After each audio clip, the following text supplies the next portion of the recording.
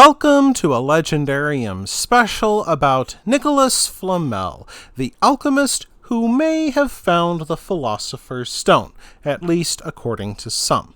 In this episode, we will look at the myth and reality of Nicolas Flamel.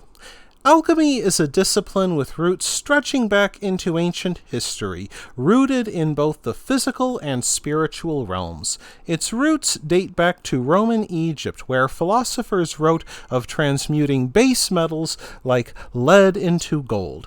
It might sound like lunacy to modern people, but the ancients saw transmutation in their daily lives. Iron changed into rust, copper oozed out of certain minerals when heated, silver tarnished, and caterpillars changed into butterflies. So the ancients saw transmutation every day, and there was no reason to think they could not turn lead into gold. After the fall of the Roman Empire, alchemy fell into dormancy until its revival during the High Middle Ages, centuries later.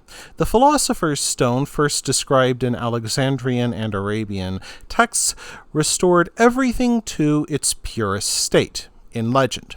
For metals, that meant turning base lead into pure gold. For men, that meant the restoration to the immortality and innocence of the Garden of Eden. One ancient text wrote, "All infirmities might be cured, human life prolonged to its utmost limits, and mankind preserved in health and strength of body and mind, clearness and vigor. All wounds are healed by it without difficulty, and it is the best and surest remedy against poisons." At times, men described the Philosopher's Stone as a yellow powder or a solid ruby-like object. Of course, no one found the Philosopher's Stone, else they would be making a video about it. Yet more than one man claimed to have found it, most famously a bookseller and scribe named Nicolas Flamel. Born in the Pontois region of France around the year 1340, he relocated to Paris as a young man. There he sold books and manuscripts in a small shop behind the church of Saint Jacques de la Boucherie. He and his wife also invested in real estate, making them wealthy. In his trade, Flamel became well versed in the hermetic arts and filled his shelves with a variety of alchemical texts. One day, a man entered his shop offering to sell him an ancient book on alchemy written by a man named Abraham the Jewish prince. Flamel recognized the book because not long before he dreamed of an angel holding a tome and telling him, "One day you will see in it that which no other man will be able to see." Flamel purchased the book, which he described as a gilded book, very old and large, which cost me only 2 florins. It was not made of paper or parchment, as other books are, but of admirable rinds, as it seemed to me, of young trees. The cover of it was brass, well bound, and graven all over with strange letters.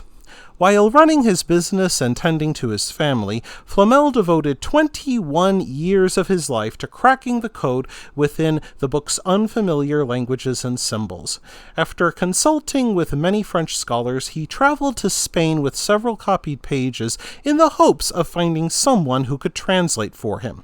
Upon arriving in Leon, he found an elderly Kabbalah scholar named Maestro Conchus, who recognized the writing as ancient Chaldean.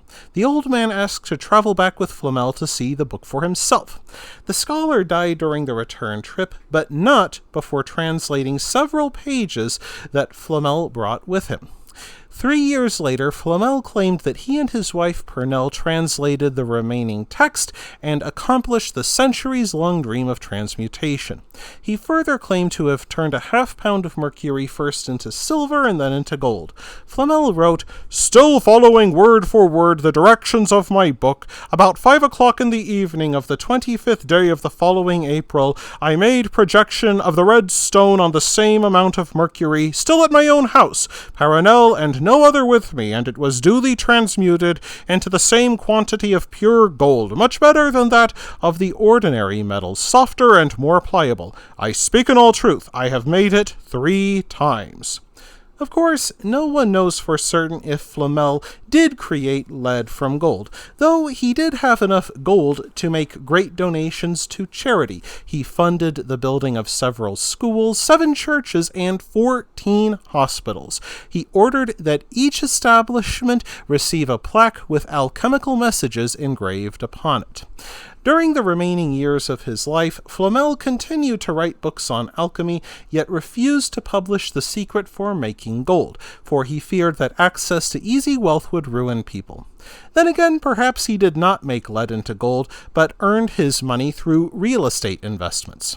Regardless of how he made his money, Flamel died around the age of 80, and his family laid him to rest in the nave of the Church of Saint-Jacques de la Boucherie.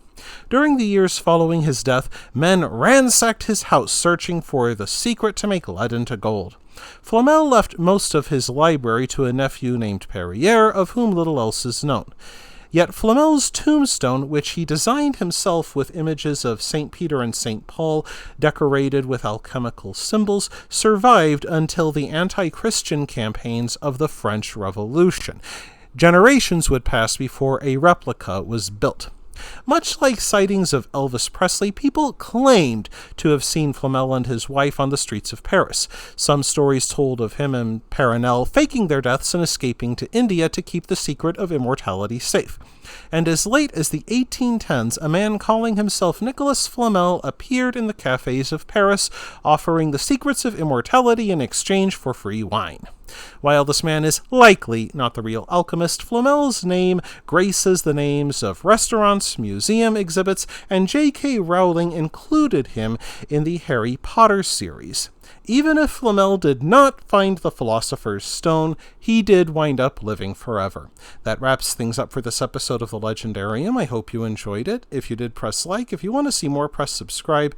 And if you've got anything to say, let me know in the comments section. Thanks again for joining me, and I hope that you have a great rest of the day.